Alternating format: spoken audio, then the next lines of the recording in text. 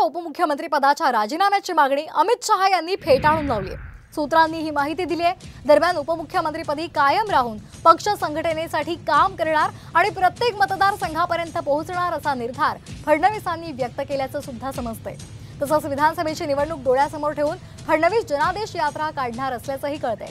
या यात्रेच्या माध्यमातून राज्यातल्या प्रत्येक मतदारसंघापर्यंत पोहोचण्याचा फडणवीसांचा प्रयत्न असेल अशी सुद्धा माहिती मिळते।